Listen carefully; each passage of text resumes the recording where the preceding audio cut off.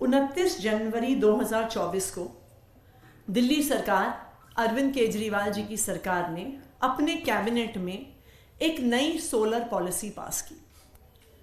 इस solar policy को देश की शायद सबसे बेहतरीन और प्रोग्रेसिव पॉलिसी के तौर पे सराहा गया।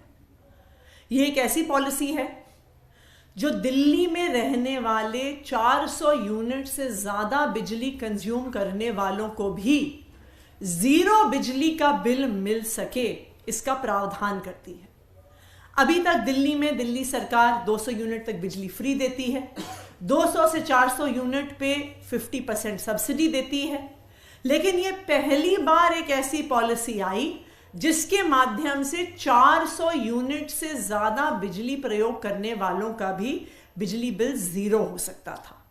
तो स्वाभाविक बात थी कि दिल्ली के लोगों ने इसका स्वागत किया, इसके प्रति बहुत उत्साह बना।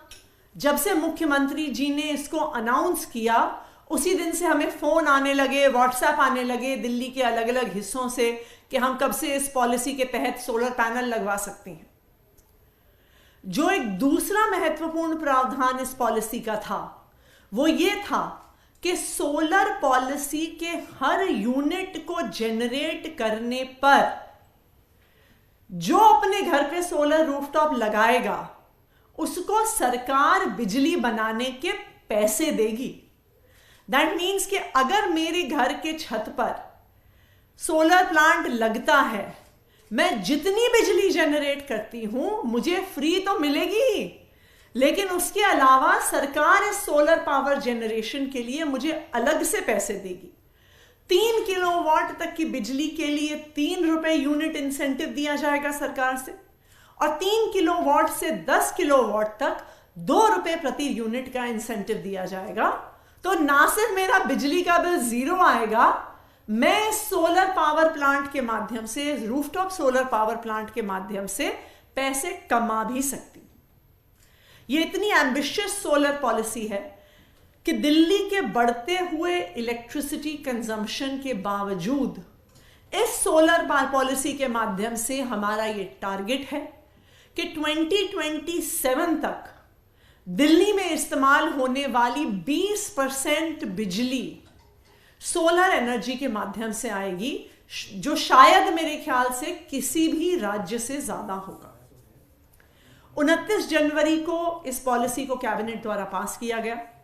उसके 2-1 दिन बाद एक ऑफिशियल नोटिफिकेशन कैबिनेट के डिसीजन का आया। फिर पावर डिपार्टमेंट ने इस फाइल को एलजी साहब के पास भेजा। यह बहुत दुख की बात है कि एलजी साहब द्वारा इतनी बेहतरीन सोलर पॉलिसी जो दिल्ली के लोगों को फायदा देगी, जो पर्यावरण को फायदा देगी, जो प्रदूषण को कम करेगी, एलजी साहब सबसे पहले तो इस फाइल को लेके बैठ गए। उन्होंने कई दिन तक इस फाइल को वापस ही नहीं भेजा। फिर इस मुद्दे को पावर डिपार्टमेंट ने एलजी ऑफिस से परस्यू किया। मैंने व्यक्तिगत तौर पर एलजी ऑफिस से बात कर करके कई बार यह सवाल पूछा कि सोलर पॉलिसी की फाइल कब वापस आएगी, क्योंकि हमें सोलर पॉलिसी को नोटिफाई करना है। हमारे इतने परस्यू करने के बाद जब एलजी साहब इस फाइल को और रोक नहीं पाए तो उन्होंने ऊल जलूल सवाल लगाकर इस फाइल को वापस भेज दिया।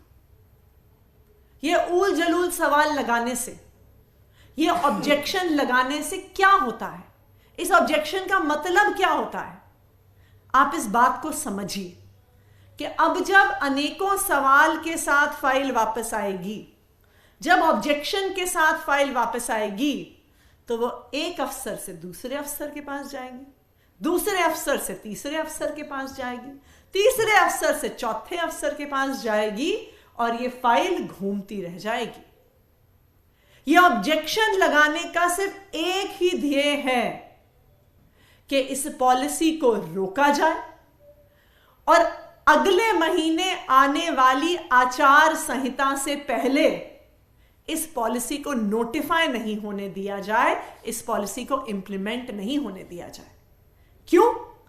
क्योंकि अगर ये सोलर पॉलिसी नोटिफाई हो जाती है और अगर ये सोलर पॉलिसी इंप्लीमेंट हो जाती है तो दिल्ली वालों को इससे फायदा होगा।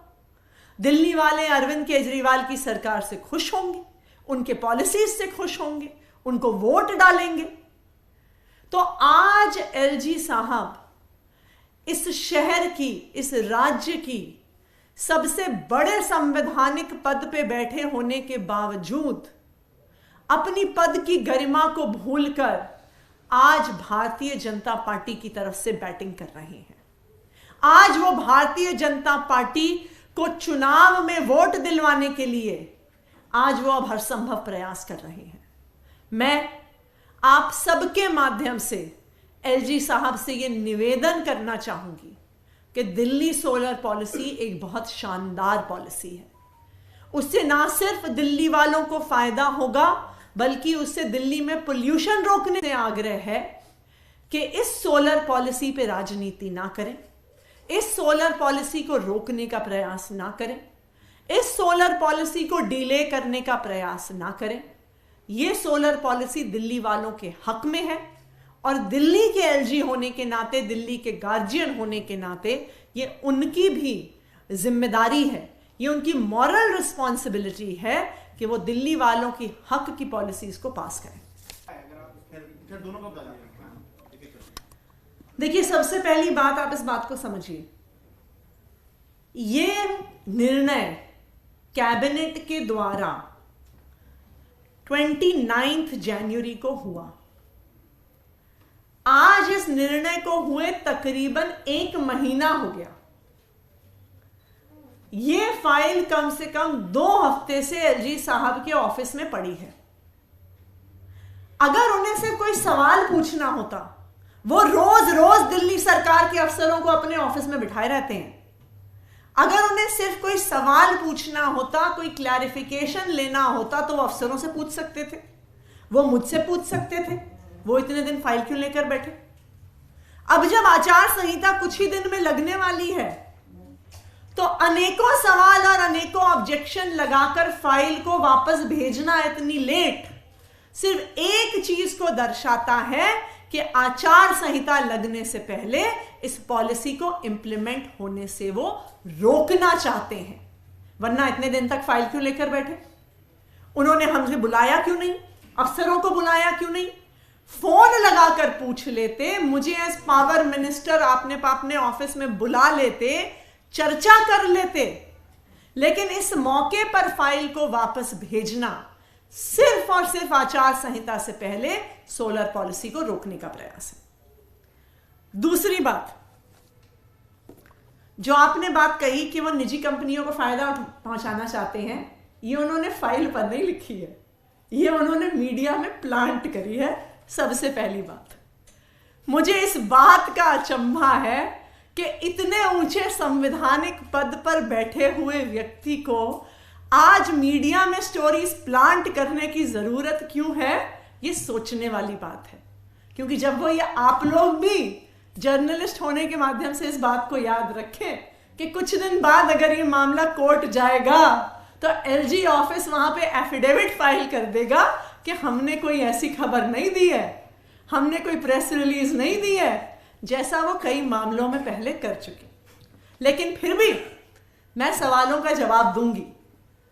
ये रेस्को मॉडल और स्पेसिफिकली हाइब्रिड रेस्को मॉडल क्या होता है?